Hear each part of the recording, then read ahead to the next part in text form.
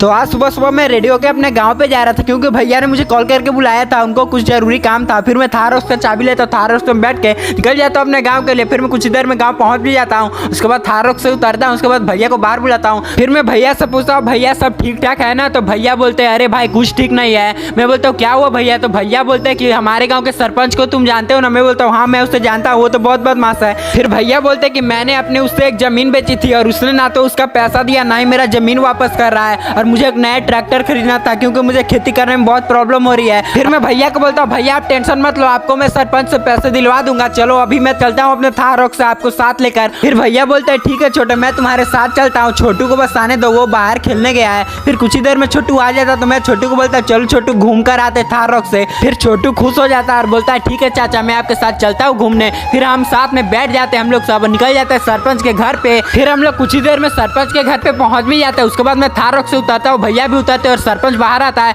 फिर मैं सरपंच को बोलता है आपने मेरे भैया के जमीन का पैसा क्यों नहीं दिया है? फिर सरपंच जी बोलते हैं कि पैसा नहीं मिलेगा तो कुछ कर लोगे क्या? मैं बोलता हूँ पैसा दे दो वरना आपको बहुत पछताना पड़ेगा। और वो बोलता है अच्छा शहर से आके मुझे गर्मी दिखा रहा है, तू तो उसका छोटा भाई है ना? फिर मैं सरपंच को हाँ बोलता हूँ और बोलता है कि ये तुमने अच्छा नहीं किया। फिर मैं भैया को धीरे से बोलता हूँ भैया मैंने एक प्लान बनाया है आप घर चलो। वो बोलते हैं ठीक है छोटे। फिर हम लोग थार रॉक्स में बैठते हैं और घर निकल जाते हैं। फिर मैं कुछ ही देर में घर पहुंच भी जाता हूँ। उसके बाद उतरता हूँ, भैया को सारा प्लान बताता हूँ। तो भैया बोलते हैं कि उसकी बेटी शाम के 4 बजे फॉर्चुनर से घूमने जाती है तो उसे हम लोग किडनैप कर लेंगे और उसके बाद पैसे वो दे देगा सरपंच। मैं बोलता हूँ हाँ भाई ये आइडिया ठीक है। उसके बाद मैं निकल जाता हूँ उसके सरपंच की बेटी को पीछा करने। फिर वो 4 बजे शाम को मुझे मिल जाती है तो मैं उसको फॉर्चुनर के आगे अपने थार रॉक्स लगा देता हूँ। उसके बाद उसे धमका के बैठा लेता हूँ अपने थार रॉक्स में। उसके बाद भैया को साथ में लेता हूँ और निकल जाते हैं हम सुनसान एरिया पे। और मैंने उसके बाप को कॉल भी कर दिया तो वो आने वाला भी था। फिर सरपंच पैसे लेकर आ जाता है और मुझसे माफी मांगने लगता है और मुझे पैसे दे देता है मेरे भैया को। तो मैं उसे बोलता हूँ कि ठीक है आप जाओ। तो भाई लोग आप लोग वीडियो अच्छा लगा तो लाइक और सब्सक्राइब कर देना। बाय।